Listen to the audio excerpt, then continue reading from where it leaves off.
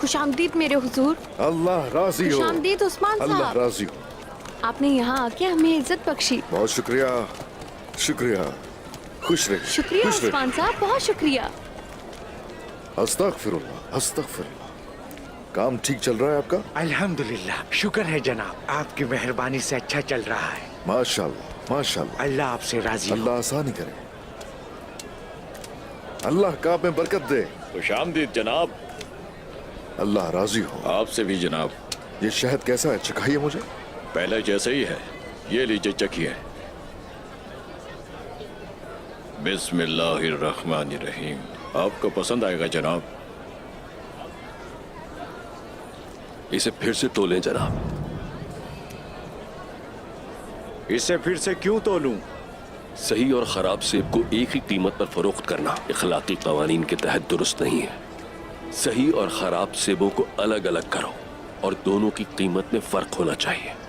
या तो तुम सही सेब ही फरोख्त करो, मैं कीमत अदा करता हूँ।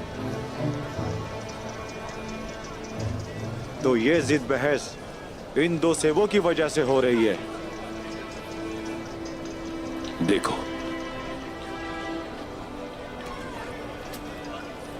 अगर मैं ये तुम्हें हदिये के तौर पर दे दूं तो तुम्हें आखिरत में कोई नुकसान नहीं उठाना पड़ेगा। चाहो तो इसे रख लो, मेरा कुछ भी नहीं जाएगा। हाँ, मगर तुम्हारे हलाल रिस्क में दो सेबों की वजह से हराम के शामिल होने पर मेरा दिल बिल्कुल राजी नहीं है। गले से उतरने वाले हराम लुक़मे ऐसे होते हैं कि उन्हें सिर्फ जहन्नुम की आग ही साफ कर सकती है। दुरुस्त फरमाया आपने।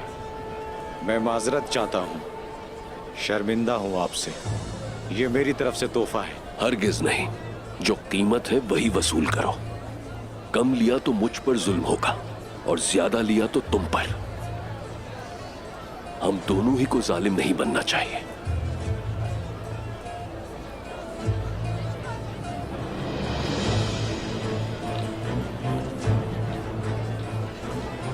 शाबाश, अल्लाह बरकतों से नवाजे और तुम्हें रिज़्क़ हलाल कमाना नसीब हो। शुक्रिया।